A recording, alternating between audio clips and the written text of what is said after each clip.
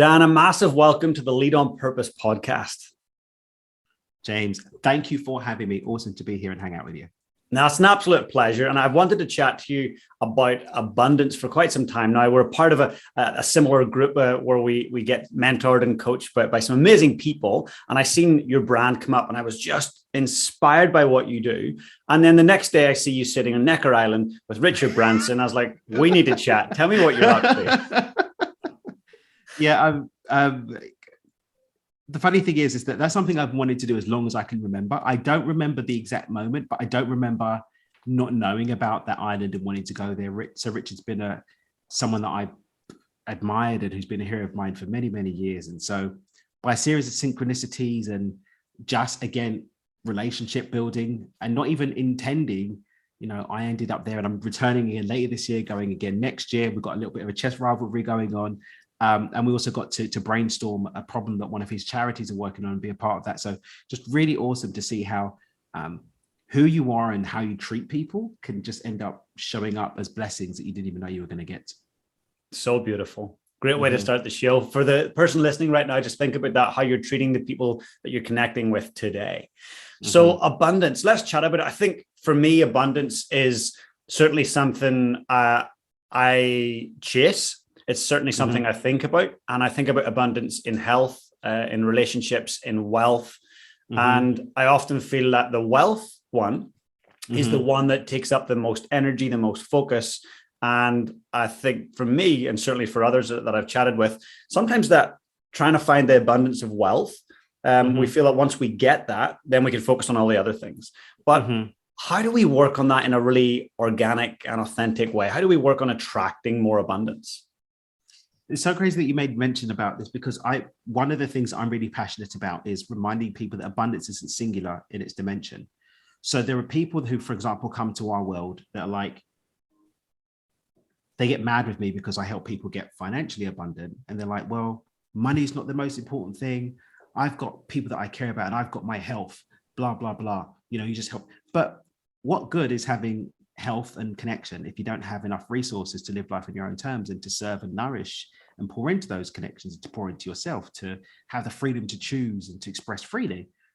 But at the same time, what good is having all the money in the world if you burn out, if you've got no connections, if you feel empty and it feels meaningless? And so for me, it's bringing everyone away from this monotone approach to abundance and bringing this 360-degree holistic approach to abundance. And so we get people on both sides, people who've got all the money but don't have the other things, got all the other things but don't have the money.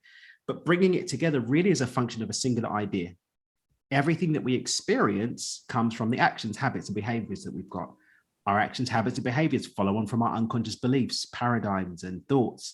That is contingent on our emotional state, and that's contingent on our environment and what the inputs are. And so that internal aspect of ourselves that leads the action, habits, and behaviors, if that's tuned in consciously and deliberately to the idea of this holistic approach to abundance, you won't have to hustle, you won't have to strive, you won't have to fight for it. Just as easily as we move through life, unfolding the outcomes we've been getting up until now, we can naturally and with flow unfold outcomes of abundance in our health, our relationships, and in our bank accounts. Wow, that's really powerful. Let's unpack that a little bit. So if we take that back, so the end point, say the end game is that we want to feel abundance, see abundance, and it's holistic across several pillars in our life. But if we go back to the starting point, where are those inputs, and where's the starting point that people can actually focus on here? I think the first thing, starting point is, and it's this little partnership, okay, of vision and identity. Because a lot of people don't even have any semblance of a clear, consciously chosen vision for what A, abundance means to them, because we all have a different perspective on abundance, and B, that they have a belief in their own ability to be the identity of the abundant person. All right, for me, this really came in when I was working on getting back in shape. It's very easy, especially when you just had a kid and all the gyms are shut, to have the excuse, notice my wording, to have the excuse that, oh God, I've got out of shape, right? And so when I got past that story and said, no, I'm going to sit and do this, I went to go and work out and I wasn't doing it. I went to go and eat more healthily and I wasn't doing it. And when I sat with it, it's because I had started to fall into the identity of someone who's out of shape and so on and so forth, because our unconscious mind operates at 10,000 to 10 million times the speed of the conscious mind.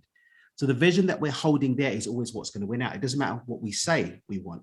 So when I haven't got a clearly defined vision, then how can I identify what new identity I need to be mentally and emotionally so that I can make the changes that are going to lead to the new outcome? So before even thinking about the rest of it, I want everyone to really get clear on what does abundance mean to you, number one, and what version of yourself do you need to be? What identity do you need to hold to be able to operate as the person who has the habits, the behaviors, the thoughts, the actions in the environment that leads to that outcome? Really cool. And if someone's so stuck in their identity and they're tied to the current identity, is it possible that they could look to someone else around them that's already got what they want or who's acting the way that they want as a way to help them get clearer on the vision of who they're going to be and that identity they want to strive to be? You can, but I often find that that's what causes one of the biggest problems in the world. People then go to build their life based on someone else's idea. And when I first started working with people back in 2018, one of the things I was doing is working with people going through a midlife crisis. And what we found was that people had spent 10, 15, 20 years building this life, this lifestyle, this frame for their life, realizing that it wasn't even what they wanted. And that's why they played out with addictions, with extramarital affairs, with leaving families, with going off and getting a Harley motorcycle or whatever. And so what I would actually advocate is a hack. Instead of trying to look at someone else, just go to the opposite of what you don't want. If you can't get clear on what you do want, write down all the things that you don't want and simply identify what the opposite thing is to that. That's brilliant. And now you're going to have an internally directed compass, North Star, instead of one that's dependent on someone else, because I'm all really about people being independent and within their own power, their own agency. And that's more easily done if you go to, okay, I can't say what I do want, but I know what I don't like. I know what I'm hating or I'm resistant to, and simply note what the opposite is. And that's your starting point instead. That's fantastic. Yeah, because I think it's much easier for us to go, well, I don't want this, especially with our health. I don't want to be a slob. I don't want to be unhealthy. I don't want to be hungover. Okay, so then I do want to be active. I do want to be focused. I do want to be alcohol free. I love that. And you've wrote a couple of amazing books. So I'd love to chat a little bit about those. And for the listener that's listening right now, get on Audible and download it or get on Amazon and buy it. So the first one I wanted to chat about was Stepping Beyond Intention. So for the person who's about to buy that, tell them why it's important that they do grab it. So Stepping Beyond Intention was supposed to be my first book and ended up not being my first book because I was so attached to this book and what I was sharing that I couldn't let it go. In fact, I actually first published it in 2017 and I took it down after 24 hours because I didn't feel confident that it was ready. We're on our second edition now. 3 weeks ago, we just got picked up by Simon & Schuster imprint. So we're going to be republishing that this year. We're doing the regut on that. So it'll be the third edition under that publisher. Well done. Thank you. But what Stepping Beyond Intention really is, it's an exploration of the 4-step process I created called Beyond Intention and how those 4 steps can allow you to consciously create your life, to create the life that you want, and to do so without the stuck states, without the resistance, with flow and with a deep intentionality that leads to a sense of fulfillment and meaning at the end of the day. Because we all know people, I mean, just look at Hollywood. How many of these celebrities reach the top of their craft? It's no mean feat to make it to the top of any field. Go to any restaurant in Hollywood and see all of the people who came to make it and didn't make it, right? And yet when they reach there, they fall into alcohol, they fall into drugs, they fall into suicide and all these dark things. So getting what you want and wanting what you get is a very important combination, and Stepping Beyond Intention will give you a model that you can use to go and do that. That's amazing. So those 4 key steps, if there was a quick overview on what those steps are, what are the 4 steps? I can do it in less than a minute. It's nice. Accept, clear, gratitude, and listen. So accept that I'm the author and creator of my life. I'm responsible for what has happened and what will happen. Is radical acceptance. With that power, I can move to step 2, which is clear, recognizing that I can't make change in a fake place. I can only make real change in a real place. And that's now. The past is gone. The future doesn't exist yet. And as long as I'm emotionally tied up, mentally tied up in those 2 things, I'm not present enough to make the choices that are going to create change. Step 3, gratitude, is developing a positive expectation of an outcome by claiming it now through gratitude. Number 4, I'm human. I'm not going to be switched on all the time. I'm not going to get it right every day. I'm not going to be happy all the time. It's not all going to go according to plan. But if I can think and feel with awareness, I can return to a state of presence and acceptance of my responsibility that allows me to get present enough to develop that positive expectation and get to the outcome that I desire. Wow, that's incredible. Well, everyone, you've got to buy that book right now. Get it downloaded, get it bought. Amazing. Thank you. And let's take a step back further. What prompted you to write that? What was your experience in your life where you were like, whoa, I've went through those steps. Look at what's happened in my life. I've got to share this. Where did that all start?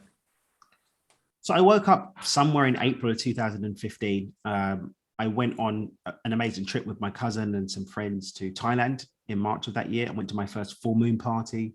You know, I was enjoying the sun, the sea, the libation, and all the things. My business at the time was doing about 100,000 a month. But that trip, I took one call for 10 minutes with my team. The rest of it, everything had run quick, neatly. So I realized I've got freedom. I've got freedom to be away from the office, right? And then I looked at where I'd come from, because in March of 2008, I was sitting planning my own suicide. March of 2008, I looked at my life and didn't think that I was worth carrying on. And the only reason why I didn't make an attempt is because I was in the UK. I couldn't get my hands on a gun and everything else didn't feel like it would work. And I felt like such a loser at the time that I thought that I would actually fail at suicide. And that's the only reason why I didn't try. And so when I look at that whole journey and everything that I went through to get out of that dark place into this place where I was happy and loving my life, and I tracked what those phases that I went through, and that tracking essentially emerged as Beyond Intention. Wow, that's powerful. And there'll be a lot of other people listening right now going, yep, I'm either in a dark space or I've been there. And so what does the other side of that look like? Now that you've went through those steps, you were in a very dark space, but you went through those steps. What's the other side of that look like and feel like? The other side of that looks and feels like there is no other side. And I know that sounds really weird, but what I want people to realize is that growth isn't something that stops or ends. It's something that continues. The problems don't get smaller, you get stronger. It's not that I don't get the offering to go back into depression, or I don't get the offer of going back into suicidal ideation. It's just that those things don't have the same power because I've developed and grown stronger. And that development and strength continues because I continue to grow and get stronger. I don't resign myself to getting fat on the proceeds of what I've done, the proceeds of my past personal development. And so I don't want anyone to think that there's some point of perfection or point of thing where it all becomes rainbows and fairy dust. No, it's an ongoing journey. It's the narrow road, as Jesus said in the parable, but it's one that you have the resources to do, and it's one that you enjoy the process of because you get the meaning and the joy that exists on the other side of continuing to do this work. So that's what it really looks like. But in practical terms, I live in Cabo, Mexico now, a beautiful family. I get to, for my job, support and empower people on a daily basis and feel fulfilled and have meaning in my life. I am financially free, yes. I've got great connections and relationships with people, yes. And I get to hang out with cool humans like you as part of what I get to do every day. But again, it's not something that I wake up resigned to, oh, this is just going to continue. I continue the work of doing it, but it doesn't feel like work. It's one big fun game. I love it. And so where do you go to grow? So obviously you and I are part of a group where we're being challenged and helped and mentored, but outside of that, so what other things do you do to ensure that your mind, your heart, your body are growing? Well, I spend about 6 figures a year on personal development. My wife always shudders at why I'm not spending that on jewelry for her, but there we go. But yeah, continuing to invest in myself. I've always got a coach. I've always got mentors. I always seek counsel. I'm always in communities that expand and push me and uplift me, like the one that we're in. I surround myself with people that are more advanced than me and who are doing quote unquote better than me so that I can learn from them and be inspired by them. And that's how I keep up with the journey. But, you know, I do have spiritual practices and mindfulness practices that serve me and where I'm at. I like to take care of myself, or jiu-jitsu and going to the gym and whatnot. But, you know, it's just continuing to push the boat out on where am I and what's the next step? Where is there space and room for growth? And how can I be supported in going for that? Really powerful. And we talked earlier before we hit record about your kids. So fatherhood. So what role does fatherhood play in your life? You know, one of the craziest moments for me in this whole idea of fatherhood is when I came home from the office once and my son Ethan, who was about a year old at the time, waved at me.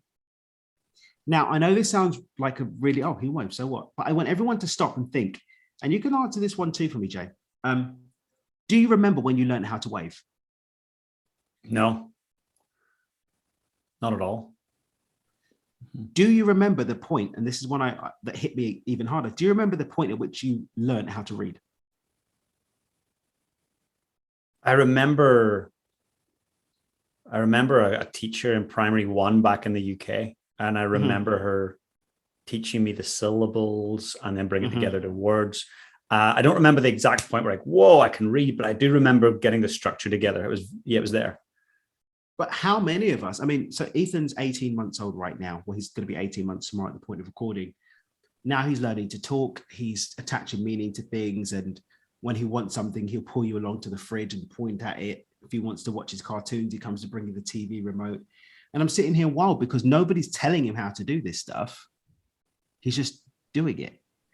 And that really helped me to have a lot more compassion for other grown-ups, because a lot of people that are maybe being mean or not nice to you, or who aren't supporting you or don't have the capacity to love and appreciate you, they probably don't remember that time of their life when the programs that lead to this behavior were being built.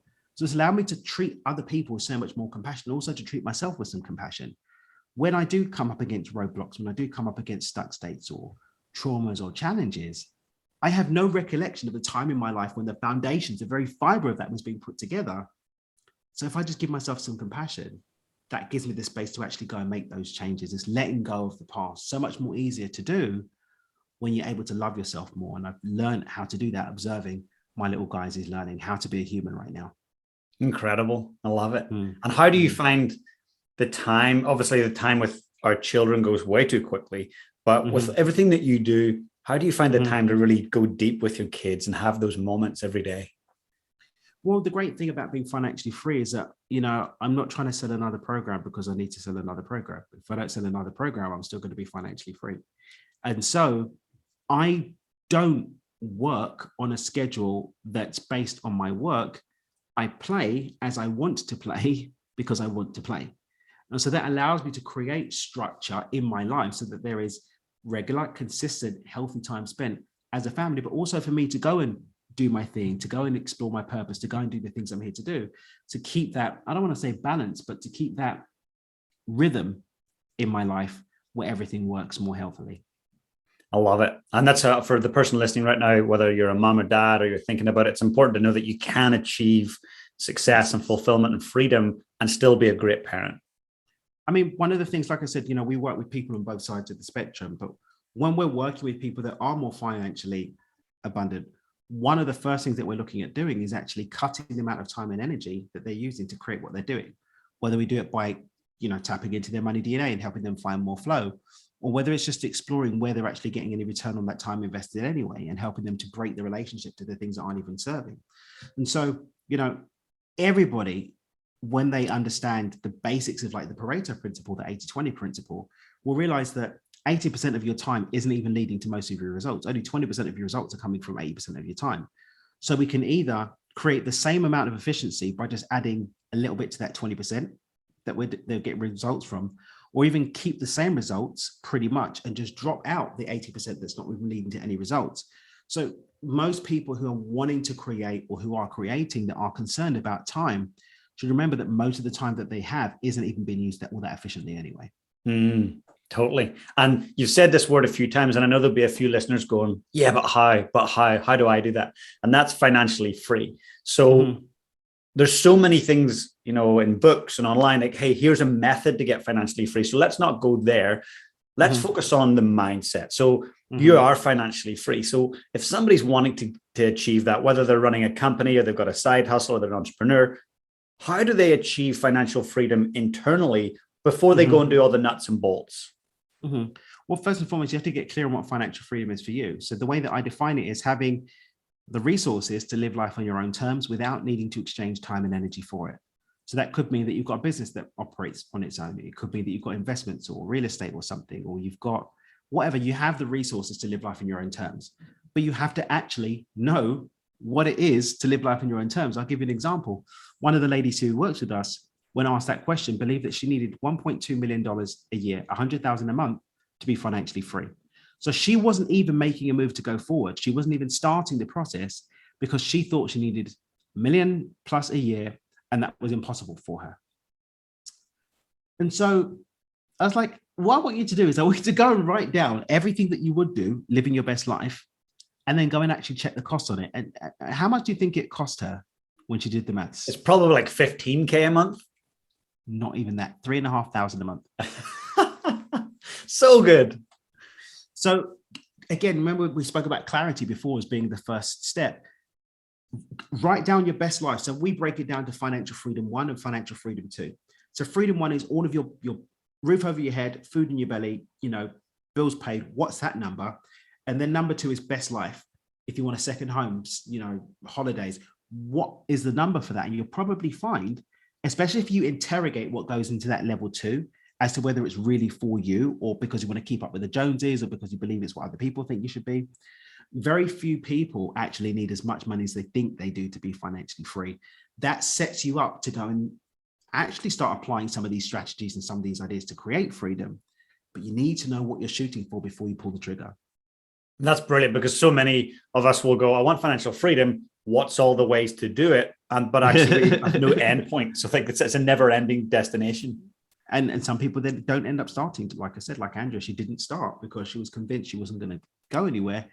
And then as soon as she realized, oh, this is all I need, then she could start creating an effective strategy, a path forward. Amazing. So if you're listening right now, please, get really clear on what that looks like, what financial freedom looks like, what financial freedom 2 looks like, and then start going to look at how you can apply that. Now, you mentioned also something that I found very interesting, money DNA. So what's money DNA? Money DNA is one of our teachings. We actually recently trademarked it. So it's Money DNA, trademark. Love it. So Ethan, so my wife's Russian. So of course she's blonde hair and blue-eyed. I'm brown skin, brown-eyed, black-haired. So when she became pregnant, we had zero idea of what Ethan was going to look like. He could be fairer, he could be darker, his hair could be straight, it could be curly, like his eyes could be blue, they could be brown, we didn't know. And it was only when he was born that we found out what it was. Olga was really like, come on, come with the blue eyes. Up until like 4 or 5 months when their eyes color can still change, she was like, are they going to be blue? They're going to be blue. His eyes are still brown. So he ended up with little caramel skin. He's got brown eyes. He's freakishly big for his age. He wears clothes for 2-year-olds, freakishly big. And his hair's like really super duper light brown with little curly blonde bits on the end. Gorgeous. He's got little curly hair. So that's Ethan. There was nothing that we could do. Olga's desire for him to have blue eyes wasn't going to do anything. At the point of inception, the DNA code was already set that this is what his configuration is going to be. How tall we are, eye color, hair, blah, blah, blah. Now, we can change that. You can wear contact lenses to change your eye color. You can do some laser surgery now, I think, to change your eye color. You can dye your hair. You can tan. You can bleach. You can do all of these things, but there's still a natural unfolding. When we understand how money works and flows, you'll actually see that your current financial situation, again, without you really pushing, naturally unfolded from what was going on inside of you. Your beliefs, your aptitudes, your skills, all of these things. So what we've got is we've got 5 pillars that allow people to, number 1, identify where flow exists for them with money so that they know what to adapt and tweak, but then also where to direct their energy and focus to get the most flow from money so that it flows naturally to them. Where do I need to get some hair dye? Where do I need to go and get a suntan? What do I need to do in order to tweak? And what we find is when we brought that into the work that we did in our signature program, we take people from 0 to 1.6 million and beyond. People were doing it in months, or they were getting to their financial freedom figure in like weeks. Because once the flows turn on, everything flows naturally. And so we've got a workshop that we do around that, and we've got a boot camp that take people through that, and we show them how to integrate it into their investment business, into their life, into their career, into their traditional business, so that they can actually start to experience a level of flow. That means that a fraction of their energy and resources are required to create more money. Wow. And when I think of flow, the opposite of that is a blockage. So if I had a money blockage, And for the person listening, how would I know that I've got a blockage? You know you've got a blockage if you're not got any money. Yeah, I love it. So often we overcomplicate these things, right? If something's not working, it's not working. Like the results don't lie. Like, are you living life financially as you want to? No, then there's a block because you have a desire and that desire has not been expressed in your life. It could be a mental block, it could be an emotional block, it could be a block in skills or abilities or relationships or environment. But there is a block if what you want isn't showing up. Powerful. And if there was one way right now for someone to get more flow, what's one thing they could do to achieve a little bit more flow? I want everyone to just do this. Just go and track what's giving you results and what's not. So many people that I'm going to try again this. You've been doing the same thing for years. And it's not giving you a result. You're trying the same marketing strategy. You're trying the same approach. Why not just focus your attention on what's actually working? And yeah, give things a chance to work. Understand the context of how long something needs to be able to generate a result. But stop putting your energy into things that aren't paying off. Stop putting energy into things that are draining you instead of nourishing you, things that are leaving you feel empty instead of full up. Put your energy into things that actually work, and things will actually work. I love it. And so for you, do you feel like once you get to freedom, then the next level is abundance? It's another level up? Yeah, so we've got a triangle to abundance. So it's like scarcity, stability, freedom, and abundance. But scarcity, and none of these are about how much money you've got. I was speaking to a friend the other day, and he was sharing a story about the fact that his business, he had a business 12 years ago or something that was making like 5 million a year, but he was taking home less than 100,000. Wow. Right? So the amount of money isn't the thing. There are people who are making $1 million a month, but they're not mentally, physically, and emotionally able to enjoy it because they're burnt out, or they feel empty, or they hate what they're doing, or they hate themselves for what they're doing. So none of these steps are just about the amount of money that you've got. It's about the mental, physical, and emotional capacity to live life on your own terms. So at scarcity, you're not able to do that. You don't have the resources to do that. At stability, you do have those resources, but it requires you to exchange time and energy. So you're working in your business, you're going to the job, or you're doing whatever you need to do. Freedom is when I don't need that, right? So my needs are met. Level 1, level 2 needs are met. But then beyond that, I have overflow that allows me to contribute. I've got an overflow of vitality, of time, of money, of emotions. I've got that overflowing that I can share with others. And that for me is what abundance is.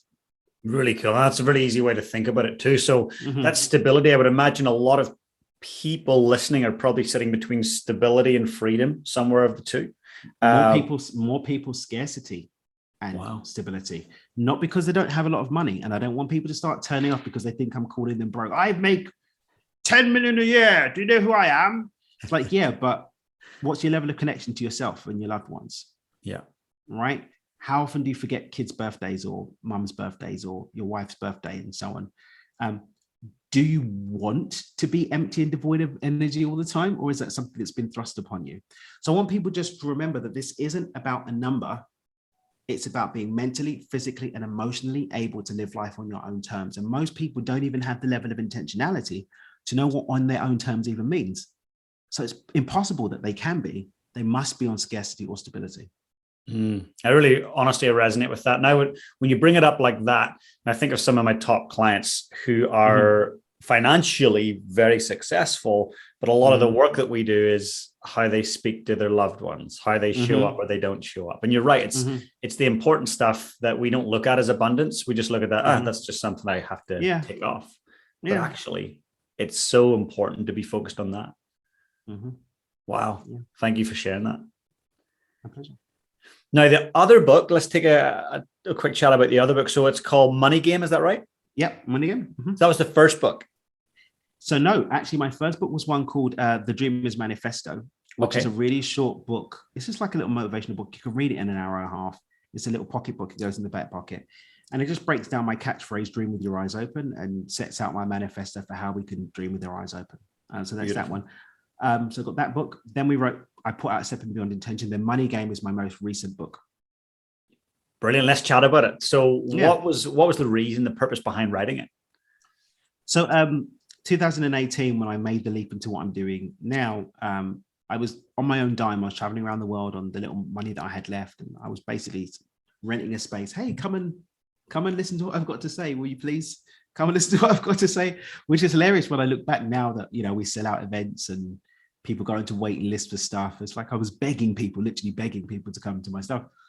But at some point I was like, hang on a minute, this money's going to run out. It's not going to last forever, because I wasn't selling anything. I wasn't trying to coach or didn't have a business. I was just literally serving. And I said, well, if the stuff that I'm teaching is true, then the outcome of me having enough resources to do this should work. And so I sat back and went through the work that I'd been doing and looked for a construct for a step-by-step process that I could use to actually call in money. And so I tested it out, wrote down as a test, getting $50. The next day, 193 euros showed up, and I kept playing that and tweaking it until I set a goal for $10,000, pardon me, $10,000, and it showed up in 4 days. And I said, okay, this works. And so I kept playing with it and working with it. And then in January of 2019, I did a mastermind in New York. I taught, and I shared it for the first time with the world, and people immediately started getting results. And now we do some challenges around it every now and then. We're just re-recording the 5-day challenge on the money game now. And the record current is 75,000 Aussie dollars in 2 days. Before that's $55,000. We've had 20,000, 27,000. But here's the kicker. In the challenge, the goal is just to make 10 sharp, 10 pounds, 10 euros, $10. And yet the average per challenge is somewhere between 1 and 2,000. Incredible. In a 5-day period. And of course, people go on to get more. And so what I wanted to do is I wanted to synthesize the game into a step-by-step process that people could just pick up a bookshelf anytime and read and learn to play the game. So that's what the book is. It's just breaking down what the game is, where it came from, how it works, why it works, so that people can play the game and have fun. So good. Again, guys, please, just if you're on your phone listening to this, which most of you will be, get it ordered, download it, play the game. And also, Dan, I'd love you to, after our call, to flick me through a link where they could follow you. I'll obviously put in your Instagram, I'll put in your website, but if they can do the challenge and find out about the challenge, that would be great. What I would say is this: if they go to dreamwithdan.com/money game, it will take them to get the book for $1. They'll get the ebook for $1, but it will give them access to the game and some other resources that we put together around the money game to enhance the experience. So dreamwithdan.com/money game, they'll be able to get it. And you get then all my links and all the things, but that's a really solid place to start, because everything that I teach is basically being played out with the money game. Mm-hmm. It's a way to measure just whether what I'm saying is real or not. Yeah. And this is one of the things I'm putting it out there. I'm saying, look, if I'm real, when you put it down and follow these steps, you'll get the result. And if you don't get the result after doing the steps, then obviously I'm full of it, right? And so it's a way for you to see that all this stuff I talk about in Stepping Beyond Intention, in my workshops, in my speak, whatever, it's real. And here's a way for you to see for yourself that it's real. I love it. And yeah, there's no way to find out other than trying it. And there's a couple of things I'd like to add in there for the listener. So when Oprah Winfrey and Richard Branson are interested in what you do and promote what you do, then obviously what you do is pretty damn good. So Dan, that's a testament right there. They both enjoy your work and promote it. And the other thing I'd like to say is there's a great author and money manager. He's probably one of the biggest hedge fund managers of all time, Ray Dalio. And Ray wrote an incredible book called Principles. And he talks about believability. And he said, look, believability is when someone does something at a really high level, creates an amazing result, but then they do it multiple times. And then they're able to replicate that and distill it down really simply to show other people how to do it multiple times. And that's believability. So you've got the ultimate believability. You know, you've done it multiple times yourself. You've distilled it into a book and a challenge, and other people have got results. So there's nothing more believable than that. Thank you. Thank you. Thank you, James. That's incredible. Now, what's next for you? So before we wrap up, I'd love to know, where are you headed? What's on your 5-year, 10-year trajectory? Where are you working towards? Moving into film more. Wow. So, yeah. So my podcast, Do It With Dan, is top 1%, Beyond Success, top 0.5%. And we're still scaling, growing those and sharing them with more people. So the podcast is kind of doing its thing. Unfortunately, my TEDx didn't get accepted to go through all the way to being posted. We recorded it, but you know, they didn't let that go through. But guess what? We're ripping the audio of the talk and popping it on the podcast. So we'll still share it. And my next film project is actually going to be about that. So we're working on a film project right now called Manifest Nation. You'll find out a bit more about that on my website. But Manifest Nation, we are just exploring the idea of manifestation by speaking to neuroscientists. We interviewed the guy who built the MRI machine and really cool people like that. And then the next film project is probably going to be around the TED Talk topic. But films is where I'm going. I've been really blessed to be able to get involved with Abundance Studios. Yes, an amazing name. One of my mentors, Nick Nanton, 11-time Emmy Award winner. I'm a producer in his studio now, exec producer on the next project they're doing with Chris Voss, the ex-FBI investigator. So we're doing that this year. Again, the books we've got, got the deal now. So we're going to get that republished by Simon & Schuster's. But yeah, film is where I'm going next. I really feel that there's something about the ability to take in information that's in film form. I really feel we've got the podcasting game down now, and we're just scaling that. But yeah, film, that's where we're going to next. Very exciting. Well, you heard it here first, guys. Watch out for the film version of Dan. It's going to be exciting. Thank you. Yeah. Well, we've got one last question I'd love to ask you. So fast forward many years into the future. It's your last day on earth. And one of your children says, "Hey, Dad, I've got a question. It's a really important question. I need to ask you this before you leave. Dad, how do I lead my life with purpose?" What would you say to them? So I've got a really interesting relationship to the idea of purpose. One of my keynote talks is the pointlessness of purpose, because I think far too often we get caught up in purpose as an idea instead of it being a practical experience. And the practical experience of purpose doesn't require going up to the mountains of India or disappearing off into an ashram somewhere. For me, it's just one question with one qualifier. What feels good to me and doesn't impact other people's lives feeling good also? What feels good and does no harm? And if you can just keep asking yourself that question, what is my heart bringing forward now as something that I'm being called to do that doesn't impact what other people's hearts are being called forward to do, then I don't think you can go wrong. And I don't think you can go off too far off the beaten track of what the universe, God, divine source is really leading you into experiencing and bringing forward. Powerful. If you're listening to this, please write that down and practice that today. That's phenomenal. Dan, I just want to say a massive, heartfelt thank you for taking the time to connect. And I'm excited to see where you take things.